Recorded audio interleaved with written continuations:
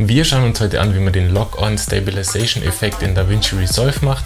Das Ganze habt ihr vielleicht schon in der Kopfhörerwerbung von Beats by Dr. Dre gesehen. Es geht darum, ein bewegtes Objekt im Bild zu stabilisieren, sodass sich das dann wirklich stabil in der Mitte befindet und sich einfach alles drumherum bewegt. Das Ganze funktioniert prinzipiell mit jedem Objekt. Ich nehme jetzt einfach hier mal mein Cappy. Ich mache jetzt mal die Stabilisierung an und egal wie ich es hin und her bewege, das Cappy bleibt immer in der Mitte vom Bild. Jetzt kann ich es mir auch wieder aufsetzen. Ziemlich cooler Effekt, oder? Wie das Ganze funktioniert, gucken wir uns jetzt gleich nach dem Intro an. Los geht's!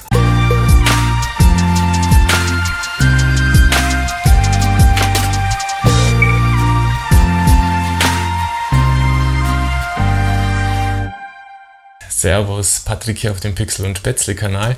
Hier geht es um Fotografie, Videografie und alles drumherum. Heute mal wieder mit einem neuen DaVinci Resolve Tutorial.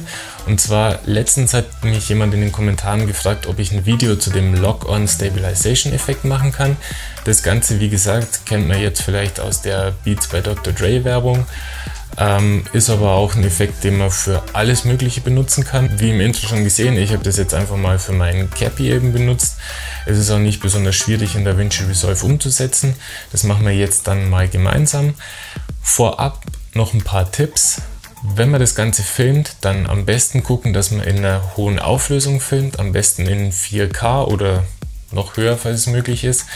Denn für den Effekt muss man dann schon ein Stück weit halt reinzoomen digital, weil wir einfach sehr viel von dem Bild gerade am Rand verlieren werden. Dann sollte man auch noch auf das Thema Bewegungsunschärfe achten. Hier würde ich einfach empfehlen, dass man ein Stück weit den Shutter nach oben setzt. Das heißt, wenn ich jetzt in 4K 25 Bilder pro Sekunde filme, dann habe ich meine Verschlusszeit bei einem 50stel, einfach um die 180-Grad-Regel zu beachten. Und wenn ich jetzt sowas filme, dann würde ich es halt deutlich höher setzen auf ein Hundertstel oder ein 200stel, einfach damit wir nicht so viel Bewegungsunschärfe in dem Bild haben, weil das dann einfach besser ausschaut. Wenn man möchte, dass das Element halt wirklich zentriert ist in dem Bild, dann würde ich auch dabei darauf achten, dass es schon beim Filmen möglichst zentral ist. Und ja, das sind eigentlich so die Tipps dazu und den Rest gucken wir uns jetzt gleich in DaVinci Resolve an. Vorher aber noch ein bisschen Werbung, und zwar, wenn dir jetzt solche Videos gut gefallen und du mich einfach ein bisschen unterstützen willst, dann lass mir doch ein Abo da, das hilft mir einfach weiter, meinen Kanal aufzubauen. Wenn du noch Fragen hast, schreib es auch einfach unten in die Kommentare. Über jeden Like freue ich mich natürlich auch und das würde mir einfach wirklich sehr weiterhelfen, meinen Kanal weiter aufzubauen. Danke. So, wir sind jetzt hier schon wieder in DaVinci Resolve und jetzt gucken wir uns mal gemeinsam an, wie wir den Effekt nachbauen können, sodass du den in deinen nächsten Videos auch nachmachen kannst. Ich habe mir jetzt mal den Clip hier ausgesucht.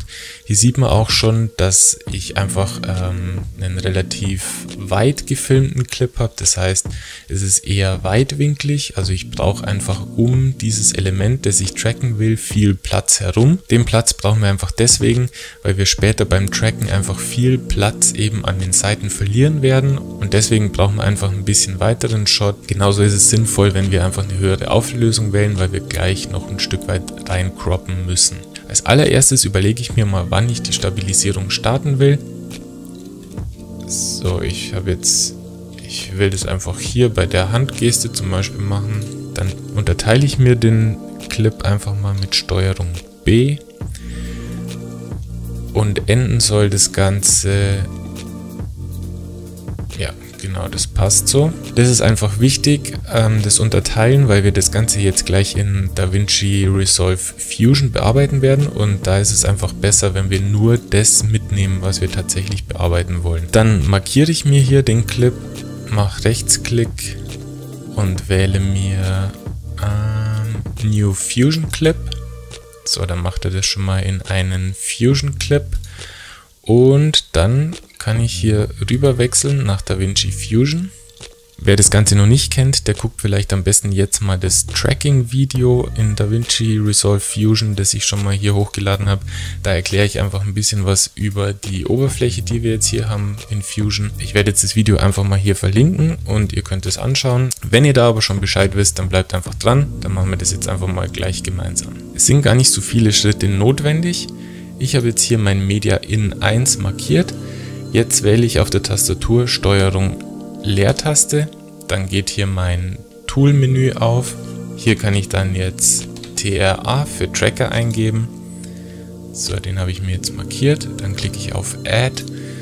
Und wenn ich hier das Media in 1 markiert habe, dann fügt er den Tracker automatisch danach ein. Jetzt nehme ich mir den Tracker an der linken oberen Ecke und ziehe den dahin auf das Objekt, das ich tracken will. Ich nehme jetzt hier mal das Cappy. So, genau.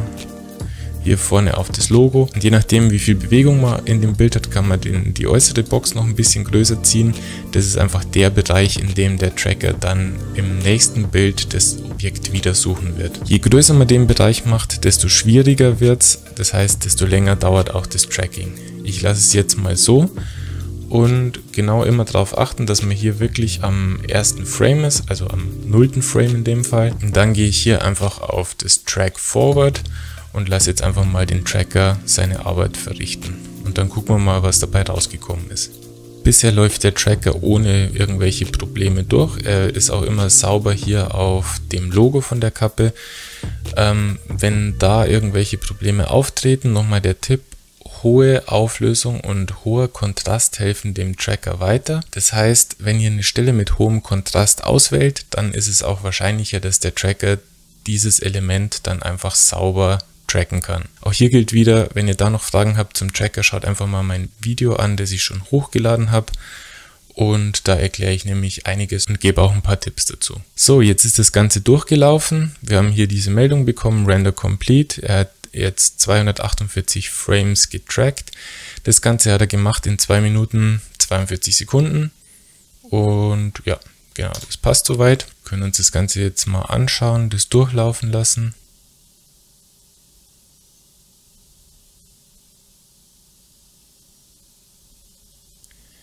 Und so wie es ausschaut, ist wirklich die Box immer um das Logo rum. Das heißt, es passt ganz gut. Hier müssen wir keine weiteren Anpassungen mehr vornehmen. Und jetzt werdet ihr gleich sehen, wie easy das tatsächlich ist. Ich gehe jetzt hier oben beim Tracker 1 auf den zweiten Reiter, wähle bei Operation Match Move und dann gehe ich hier in dem Merge-Modus auf Background Only.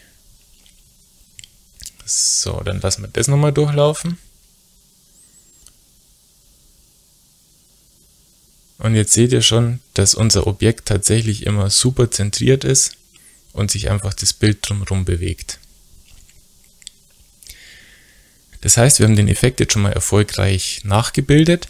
Jetzt haben wir natürlich noch das Problem, dass sich hier, je nachdem, wo sich das Objekt halt hinbewegt, einfach so ein hässlicher Bereich außenrum ergibt. Das ist einfach, weil das Bild halt hin und her verschoben wird und wir da an der Stelle halt einfach nicht mehr Aufnahme aus der Kamera haben. Das ist das, was ich vorhin schon angesprochen habe. Jetzt müssen wir das Ganze noch ein bisschen croppen, also reinzoomen, und genau, das ist ziemlich einfach. Wir markieren uns wieder den Tracker. Jetzt wähle ich auf der Tastatur wieder Steuerung Leertaste. Diesmal suche ich mir das Transform Tool. Das ist hier Transform XF.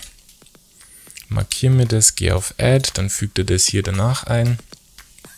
Und dann suche ich mir einfach meine Stelle, wo einfach möglichst viel von dem Hintergrund zu sehen ist. Und an der Stelle passe ich das jetzt mal an. Und zwar auf dem Size Slider werde ich jetzt mal hier reinzoomen. So, genau.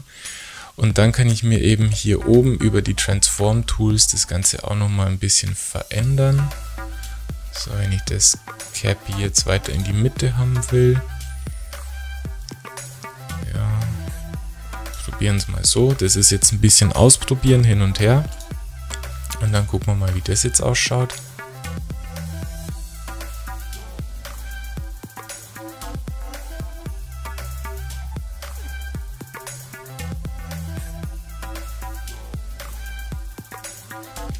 Ja, das ist doch echt cool geworden. Das Ganze wirklich nur mit 2 Blöcken hier möglich. Einmal den Tracker, einmal das Transform Tool. Und wir haben wirklich einen super coolen Effekt hinbekommen. Ihr habt ja gesehen, das ist super easy. Ja, und das war es an der Stelle schon. Genau, jetzt können wir nochmal hier rausgehen in den Edit-Bereich. So, und uns das Ganze nochmal anschauen. Ich mache jetzt mal die Stabilisierung an. Und egal wie ich es hin und her bewege, das Cappy bleibt immer in der Mitte vom Bild. Jetzt kann ich es mir auch wieder aufsetzen. Super cooler Effekt und wirklich sau easy, oder? Was sagt ihr dazu? Also ich finde, das hat sich wirklich total gelohnt, das einfach mal auszuprobieren, und mich würde natürlich noch interessieren, was ihr davon denkt. Habt ihr vielleicht eine bessere Alternative, wie man sowas durchführen kann, oder habt ihr noch Fragen dazu? Ich bin natürlich gespannt, was ihr dazu sagt, und freue mich schon auf eure Kommentare. Wenn dir das Video gefallen hat, dann lass mir einen Daumen nach oben da, abonniere auch gerne meinen Kanal. Wenn du in Zukunft keines meiner Videos mehr verpassen willst, dann mach die Glocke an, dann bekommst du eine Benachrichtigung von YouTube. Und ansonsten gilt wie immer, wenn du mich zusätzlich noch unterstützen willst, guck in die Videobeschreibung, da sind Amazon Affiliate Links. Damit kannst du mich einfach kostenlos unterstützen und beim Aufbau von dem Kanal mithelfen. Vielen Dank und ich hoffe, wir sehen uns beim nächsten Mal. Ich bin raus. Ciao.